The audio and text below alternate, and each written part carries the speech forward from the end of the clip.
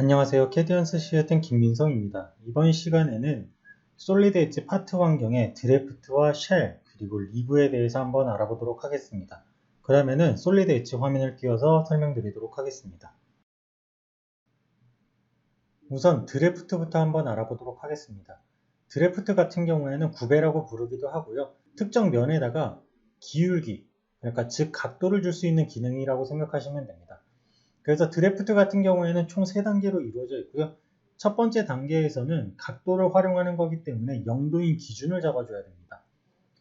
자, 이렇게 0도의 기준을 잡아주고 제가 이제 어떤 형상을 만들 거냐면 여기에 존재하는 얇은 면을 바깥쪽으로 10도 기울게끔 만들어 줄 겁니다. 자, 그래서 이제 면을 선택할 건데 각도를 줄 때에는 이 바깥쪽의 면과 안쪽의 면을 서로 따로 줘야 돼요. 만약에 같이 주는 경우에는 어떻게 되는지도 한번 보여드리도록 하겠습니다. 그래서 이 양쪽의 면을 동시에 선택하고 수용 버튼을 누르기 전에 우선은 각도 값을 줘야겠죠. 그래서 각도 값을 줬다라고 했을 때 마우스 오른쪽 버튼으로 수용을 누르고 그 다음 한 번 더 눌러주게 되면은 이제 각도의 방향을 지정할 수 있는 이런 화살표가 나타나게 됩니다. 그래서 바깥쪽으로 선택하게 되면은 이렇게 보시는 것처럼 동시에 두 개의 면을 선택했기 때문에 이렇게 각도가 서로 다른 방향으로 가는 것을 볼 수가 있습니다. 자, 그렇기 때문에 면을 선택할 때에는 따로따로 주셔야 돼요. 자, 우선 바깥쪽에 있는 면부터 이렇게 10도의 각도를 주고 난 뒤에 구배를 다시 한번 줘야 됩니다. 그래서 기준면을 잡아주고 안쪽에 있는 이 면을 선택한 뒤에 동일한 각도로 해서 수용 버튼을 누르고 한 번 더 누르게 되면은 마찬가지로 방향을 선택할 수가 있습니다. 그래서 바깥쪽으로 이렇게 기울기를 주게 되면은 보시는 것처럼 제가 원하는 방향으로 벽의 두께를 준 것을 볼 수가 있습니다. 이번에는 쉘에 대해서 한번 알아보도록 하겠습니다. 쉘에 대해서 알아보기 위해서 우선은 기존에 있던 히스토리 몇 개를 삭제해 보도록 하겠습니다. 쉘 같은 경우에는 형상에서 일정 벽 두께만큼 남겨두고 나머지 속을 다 파버리는 기능이라고 생각을 하시면 돼요. 우리가 주변에서 흔히 볼 수 있는 게 플라스틱 제품이라고 생각하시면 됩니다. 흔히 사출물이라고 부르기도 하죠. 그래서 그러한 사출물들을 만들 때 좀 유용하게 쓸 수 있는 기능이고요. 우선은 스마트 스텝은 3단계로 이루어져 있습니다. 첫 번째는 공통 두께, 그 다음은 열린 면, 그 다음 고유 두께라는 단계로 나눠져 있고요. 우선은 첫 번째 단계에서 할 수 있는 거는 공통 두께를 줄 수가 있습니다. 그래서 벽의 두께를 몇 미리만큼 남길 건지 선택을 할 수가 있고요. 그리고 이 공통 두께에 대한 기준을 어느 쪽으로 줄지 이 3가지 옵션이 있습니다. 굉장히 중요한 부분인데요. 우선은 두께에 대한 기준을 안쪽으로 줄 건지 또는 바깥쪽으로 줄 건지 또는 양쪽 대칭으로 줄 건지 이렇게 선택을 할 수가 있는데요. 안쪽으로 주는 거 빼고는 이제 외곽 형상에, 그러니까 외곽에 대한 총 길이에 영향을 줄 수 있기 때문에 이 부분은 유념을 하셔야 됩니다. 예를 들어서 지금 이거를 100mm라고 했을 때에 안쪽으로 두께를 준다라고 했을 때 외곽 사이즈는 그대로 100이 될 거예요. 하지만 이쪽 왼쪽에 있는 옵션을 선택하게 되면 양쪽 3mm씩 해서 총 6mm가 늘어나게 됩니다. 그래서 총 길이는 106mm가 되고요. 그리고 대칭으로 벽 두께가 늘어난다라고 했을 때에는 한쪽 1.5mm, 반대쪽 1.5mm, 그래서 총 3mm가 늘어나게 됩니다. 그래서 총 길이는 103mm가 되기 때문에 이 부분은 잘 기억을 하셨다가 사용하시면 되겠습니다. 저는 보통 이제 안쪽 옵셋을 많이 활용을 하고요. 안쪽 옵셋인 상태에서 이제 두 번째 단계를 눌러볼게요.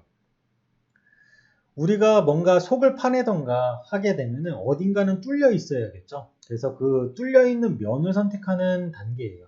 그래서 저는 이렇게 정면에 보이는 면과 윗면 그리고 왼쪽에 위치한 이 면을 선택하고 수용 버튼을 눌러보도록 하겠습니다. 자, 그러고 나서 미리 보기도 한번 해보도록 할게요. 마우스 오른쪽 버튼을 한번 더 눌러서 미리 보기를 보게 되면은 이렇게 일정 벽 두께만 남겨놓은 상태로 나머지를 다 제거하게 됩니다. 자, 그리고 여기서 추가로 해볼 거는 이제 고유 두께라는 건데요. 고유 두께는 뭐냐면은 제가 선택한 특정 면만 고유한 두께를 가질 수 있는 기능이라고 생각하시면 돼요. 예를 들어서 바닥면에 하중을 많이 받아서 바닥면 같은 경우에는 조금 더 두꺼워야 된다 라고 했을 때 고유 두께를 선택하고 해당 면을 선택한 뒤에 이 면의 두께만 10mm로 지정을 하겠다 라고 선택을 하고 그 다음 미리 보기를 하게 되면은 해당 면만 10mm가 되는 것을 볼 수가 있습니다. 자, 그래서 쉘에서는 이렇게 3단계로 사용을 할 수 있기 때문에 잘 기억을 하시고요. 그 다음은 리브를 한번 사용해 보도록 하겠습니다. 리브 같은 경우에는 쉘 하단에 보면 화살표가 있어서 여기에 리브 기능이 있고요. 리브는 흔히 말하는 이제 보강살이라고 하기도 하죠. 그래서 총 4단계로 이루어져 있고요. 첫 번째 단계에서는 평면을 선택합니다. 자, 기본적인 평면은 평행평면이고요. 제가 리브를 이제 여기다가 삽입을 하도록 할 텐데요. 자, 리브를 삽입하기 위해서 여기에서 평행한 면을 선택할 겁니다. 자, 이 면을 선택하고 이제 리브가 실제로 위치하게 될 면, 그래서 저는 제가 선택한 기준면에서부터 20mm 떨어진 곳에다가 리브를 배치시킬 겁니다. 그래서 이렇게 평면을 선택해주고 리브 스케치 같은 경우에는 오픈 프로파일로 그려주시면 돼요. 그래서 저는 그냥 이렇게 일자선으로 한번 그려보도록 하고요. 이후에 스케치 닫기를 누른 뒤에 리브를 줄 수가 있는데, 자, 리브를 줄 때 한 가지 아셔야 될 점이 이제 3번째 단계에서는 리브의 방향을 정할 수가 있어요. 그리고 방향을 정할 때 보게 되면 형상이 있는 쪽에서는 형상이 나타나게 되고요. 자, 마우스 위치에 따라 형상의 위치가 바뀌게 되거든요. 이렇게, 그리고 바깥쪽으로, 안쪽으로. 자, 이런 방향에 따라서 리브가 생기고 안 생기고 정해지는데, 만약에 나는 무조건 이렇게 형상이 있는 방향이 아니라 그냥 생성을 하고 싶다 라고 했을 때에는 옵션을 조금 바꿔주셔야 됩니다. 지금 같은 경우에는 다음까지 연장이라는 걸로 되어 있어요.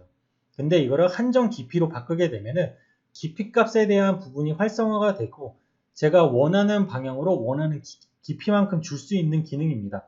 그래서 제가 한번 이거를 클릭을 해볼게요. 아까 형상이 생성되지 않았던 이런 오른쪽 방향으로 해서 클릭을 하게 되면은 이렇게 6mm가 생성된 거를 볼 수가 있습니다. 자, 그리고 만약에 다시 연장으로 바꾸게 되면 당연히 이 방향에는 형상이 없기 때문에 생성이 안 되겠죠. 그래서 내가 연장을 하는 게 아니라 그냥 단순하게 만들고 싶다라고 하면은 여기 있는 한정 깊이의 옵션을 사용하시면 됩니다. 그리고 여기 있는 이 프로파일 연장과 연장 안 하면 어떤 기능이냐면은 프로파일을 조금 수정해 보도록 할게요. 자, 프로파일을 어떻게 수정할 거냐면은 제가 딱 붙어 있는 스케치가 아니라 이렇게 떨어져 있는 스케치를 한번 그려보도록 하겠습니다. 자, 그랬을 때 보게 되면은 지금 모서리를 제가 조금 부족하게 그렸는데 알아서 연장돼서 생성이 되죠. 근데 이거를 연장 안함으로 하게 되면은 제가 딱 그려놓은 스케치만큼만 이렇게 리브가 생성이 되게 됩니다. 그래서 원하는 방향으로 클릭하게 되면은 이렇게 리브를 생성할 수가 있습니다. 자, 이렇게 해서 이번 시간에는 솔리드 엣지 파트 환경에 드래프트와 쉘 그리고 리브에 대해서 알아봤습니다.